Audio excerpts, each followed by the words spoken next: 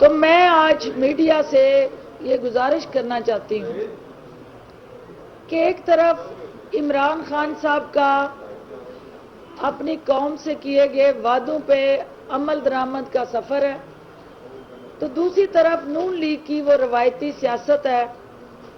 کیونکہ جہاں جدید ٹیکنالوجی آ جائے گی وہاں ووٹ کی چوری چکاری رک جائے گی، جہاں پہ 1 پرسن 1 ووٹ کا کانسیپٹ متعارف ہو جائے گا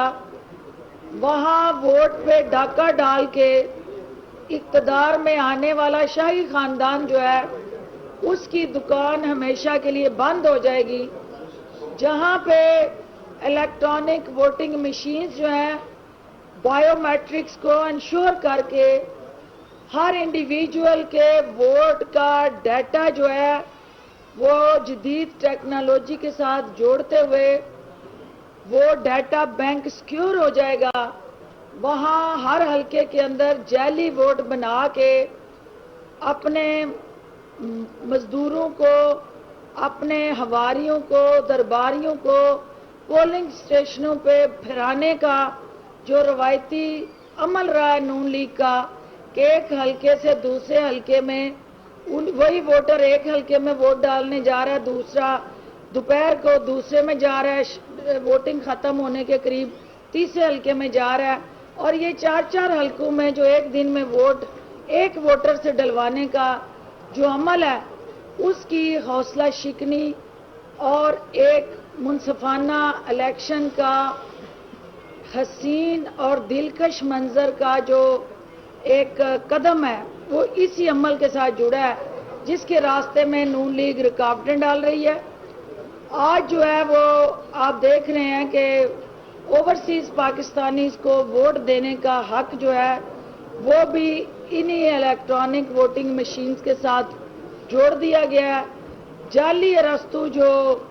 آسن اقبال صاحب ہیں وہ مسلسل اوورسیز پاکستانیز کو ووٹ دینے کا جو بنیادی ان کا حق ہے اس کو چھیننے کے لیے روز لنگوٹا کس کے میدان میں آ جاتے ہیں اور بار بار یہ کہتے ہیں کہ جو اوورسیز پاکستانی ہیں وہ پاکستانی سیاست سے آگاہ نہیں ہیں، نا واقف ہیں، ان کو کیا پتا کہ کس کینڈیڈیٹ کو ووٹ ڈالنا ہے۔ یہ نہ صرف ان اوورسیز پاکستانی کی حب الوطنی کی توہین ہے جو بار بار جس پہ شک کیا جاتا ہے، اور نون لیگ جو ہے وہ مسلسل یہ تاثر دیتی ہے کہ اوورسیز پاکستانی کو ووٹ کا حق دینا جو ہے وہ سیاسی طور پہ چونکہ ان کی موت ہے تو وہ ہر وہ حربہ استعمال کرتے ہیں جس سے اوورسیز پاکستانی سے یہ حق چھینا جائے۔ میں جعلی ارسطو سے یہ پوچھنا چاہتی ہوں کہ اگر اوورسیز پاکستانی اس سیاسی عمل کے اندر حصے دار بننے کے اہل نہیں ہیں تو آپ کے ضلع سبحانی جو ہے وہ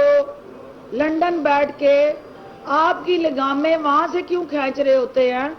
آپ کی ڈوریاں جو ہیں وہ اوورسیز میں بیٹھ کے وہ کیوں ہلا رہے ہوتے ہیں اور آپ ان کے اشاروں پہ کیوں ناچ رہے ہوتے ہیں؟ اگر اوورسیز میں بیٹھے کسی شخص کو یہ حق نہیں ہے کہ وہ پاکستان کی سیاست کے اندر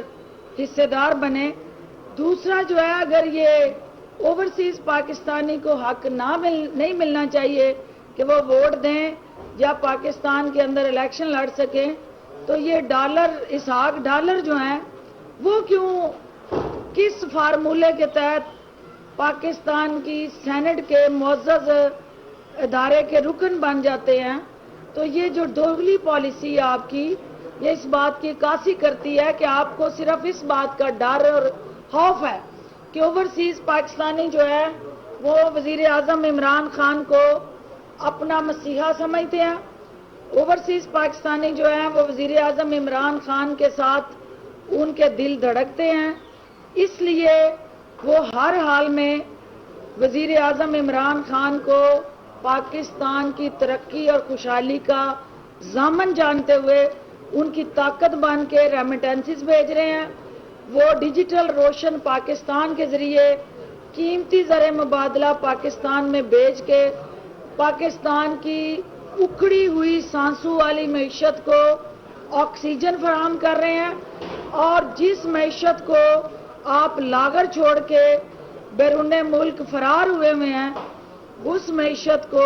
ओवरसीज पाकिस्तानी जो है पाकिस्तान के साथ लाजवाल मोहब्बत का सबूत देते हुए यहाँ रेमिटेंसेस भेज के अपने मुल्क को संवारने में मसरूफ़ अमल हैं। तो लिहाजा ओवरसीज पाकिस्तानीज़ को इलेक्ट्रॉनिक वोटिंग मशीन के ज़रिए हक देना पाकिस्तान तहरीक इंसाफ का वादा था, जो वज़ीर आज़म ने और PTI ने पूरा किया है। उसके रास्ते में कोई नोहा कनी, कोई आहो बका, कोई मातम की साफ बिछाने वाले जो हैं उनकी कोई नहीं सुनेगा, और ये इस हुकूमत की कमिटमेंट है जिसको हम आगे लेके चलेंगे। दूसरी बात जो है वो जनूबी पंजाब के हवाले से आपने देखा कि पहली दफ़ा ये हुआ कि आपके बजट के अंदर 199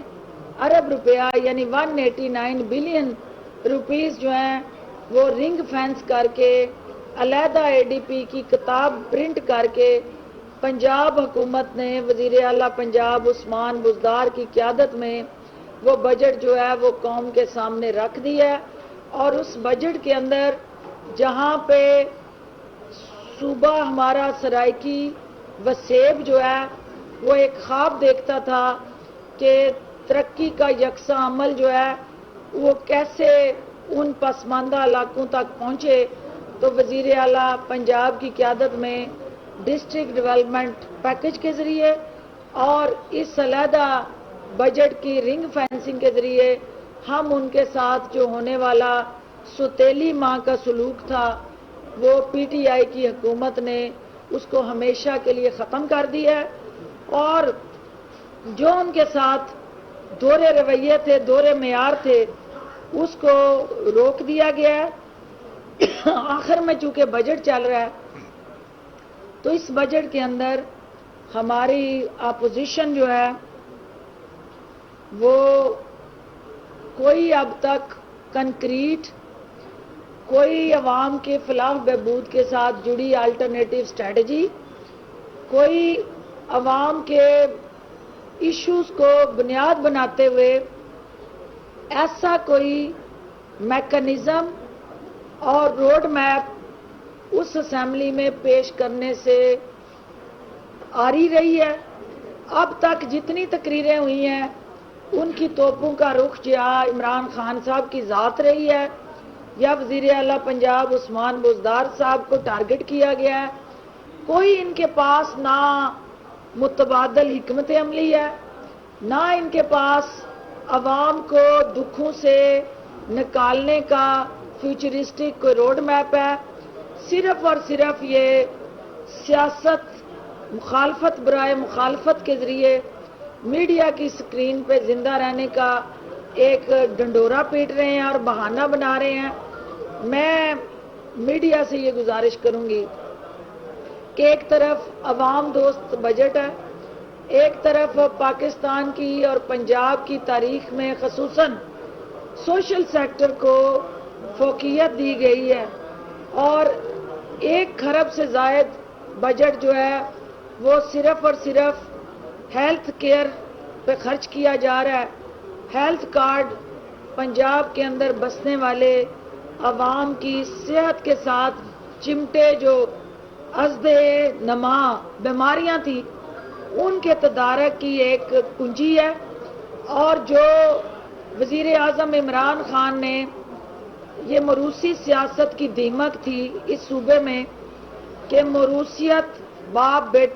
बेटा, उसके अलावा किसी तीसरे को इस सूबे में जगह और गुंजाइश दस्तयाब नहीं थी। हमने मरूसी सियासत के दीमक को इस सूबे से बाहर फेंक के वज़ीर आला पंजाब उस्मान बुज़दार की क़यादत में पसमानदा सूबे के जो अजला हैं उनकी तमीर व तरक्की का बेड़ा उठाया। इसी तरह हेल्थ के शोबे के साथ जुड़े जो आम पंजाब के अंदर बसने वाले शहरियों की جان کو خطرات تھے، ہم نے ہیلتھ کارڈ کے ذریعے ان کی جان کا تحفظ یقینی بنا دیا ہے۔ 2,92,00,000 خاندان جو ہیں وہ اس کارڈ سے مستفید ہونے جا رہے ہیں، اور ایجوکیشن کے شعبے کے اندر جو انقلاب پی ٹی آئی کی حکومت لے کے آئی ہے، سوشل سیکٹر، پسے ہوئے طبقات کی اوورآل داررسی اور ان کو جینے کا بنیادی حق فراہم کرنا اس بجٹ کی ترجیحات ہیں۔ اور اپوزیشن کے پاس سوائے رونے کے، پیٹنے کے اور مایوس ہونے کے اس بجٹ میں ان کے پاس کوئی فیوچر کی حکمت عملی نہیں ہے۔ تو لہٰذا آج پارٹی سیکریٹریٹ میں جو پارٹی نے عوام سے وعدے کیے تھے، پنجاب کے اندر بیٹھ کے ہم نے ان وعدوں کی تعبیر کی طرف آج تیسرے سال جو ہے وہ حکمت عملی واضح کر کے اس بجٹ کے ذریعے ریفلیکٹ کر دی ہے۔ انشاءاللہ یہ بجٹ جو ہے، جو پارٹی کا مینیفیسٹو ہے، اس کی عکاسی کرتا ہے، اور پارٹی کے سیکریٹریٹ میں بننے والی جو پالیسیز تھیں وہ اس بجٹ کے ذریعے ایک consistent, continued, long term road map کی حیثیت اختیار کر گئی ہیں، اور جس میں جو ہے وہ ہر مکتبہ فکر، ہر سوچ اور ہر طبقے سے تعلق رکھنے والے افراد کے بنیادی حقوق کا تحفظ یقینی بنایا گیا ہے۔ آپ کی تشریف آوری کا بہت شکریہ۔ ڈاکٹر صاحب، بلاول کے بارے میں یہ کہا جاتا ہے بڑے فارن کوالیفائی۔